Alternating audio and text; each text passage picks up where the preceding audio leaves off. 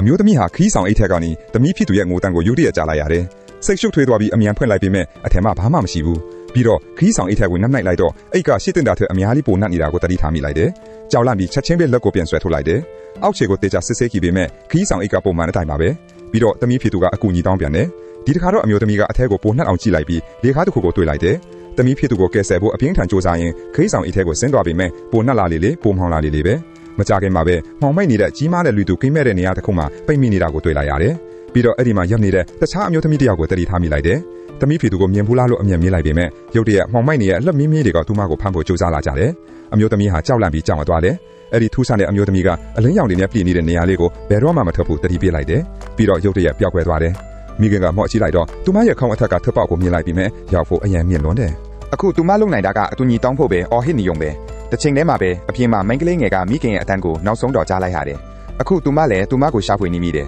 တစ်ချိန်တည်းမှာပဲအဲ့ဒီမောင်မိုက်တဲ့လက်တွေကအမျိုးသမီးကိုဆွဲခေါ်သွားဖို့နီးကပ်လာခဲ့တယ်ဒါပေမဲ့အဲ့ဒီအချိန်မှာတော့နောက်ကျသွားပြီနောက်ဆုံးတော့မိန်းကလေးငယ်ဟာခရီးဆောင်အိတ်ထဲကအတန်းတွေကိုကြားလိုက်ရတယ်ဒါပေမဲ့အကွာအဝေးကအရန်ဝေးလွန်းတော့သူမရဲ့အမေကိုဘယ်မှမတွေ့ရသေးဘူးအဲ့ဒီအချိန်မှာပဲသူမရဲ့အဖေကရေခဲမှုစားဖို့သူမကိုခေါ်လိုက်တယ်မိန်းကလေးငယ်တွေဖြည်းဖြည်းချင်းထွက်သွားတဲ့အခါခရီးဆောင်အိတ်ကတိတ်ဆိုင်စွာပိတ်သွားတယ်